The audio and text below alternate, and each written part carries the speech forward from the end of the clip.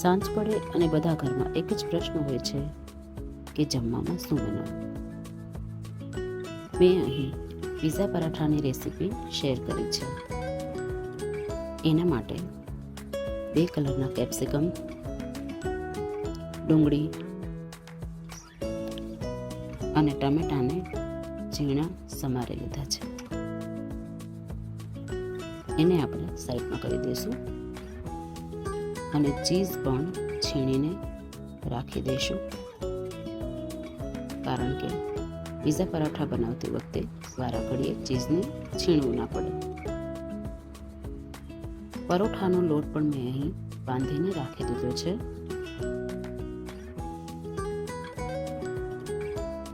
Pizza તો નાનાથી લઈને મોટા સુધી બધાને ભાવતા જ હોય છે.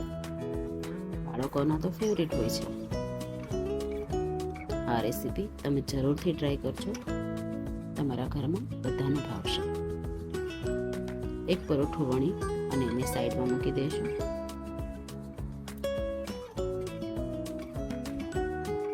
બીજું પરોઠું વણી લઈશું.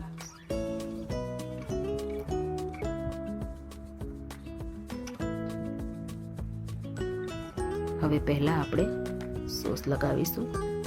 આ સોસ પણ મેં ઘરે જ બનાવ્યો છે. સોસની રેસીપી પણ મારી ચેનલ ઉપર આપેલી જ છે, તમે એકવાર ટ્રાય કરજો. જો આ સોસ તમે એક વખત બનાવશો ને ઘરે, તો તમને બહારનો સોસ ભાવશે પણ નહીં. હવે વેજીટેબલ્સ ગોઠવી દઈશું બધા.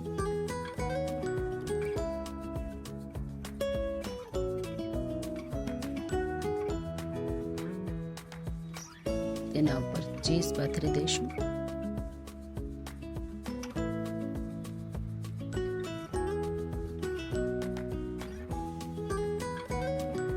ચીલી ફ્લેક્સ અને ઓરેગાનો.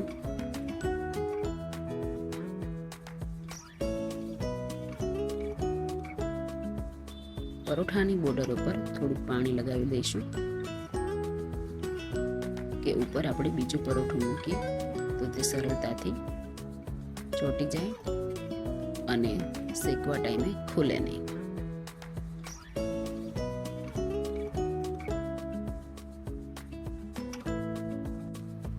હવે તેને ધીમેથી લઈ અને લોઢી ઉપર શેકી લઈશું.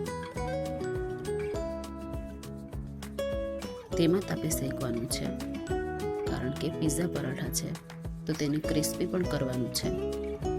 અહીં મેં ઘી લગાવ્યું છે, તમે તેલ કે બટર પણ લગાવી શકો છો. તો ધીમા તાપે બંને સાઈડ એકદમ ક્રિસ્પી થાય ત્યાં સુધી શેકી લઈશું. જો તમને મારી આ રેસીપી ગમે તો કમેન્ટ કરજો, વિડીયોને લાઈક કરજો, શેર કરજો અને મારી ચેનલને સબસ્ક્રાઈબ કરજો.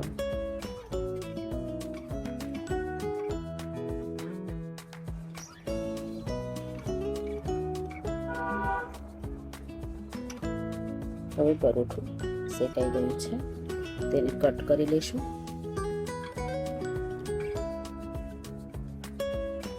હવે સર્વિંગ પ્લેટમાં લઈ લઈશું. જો બન્યું છે ને એકદમ ટેસ્ટી. જય શ્રી રામ.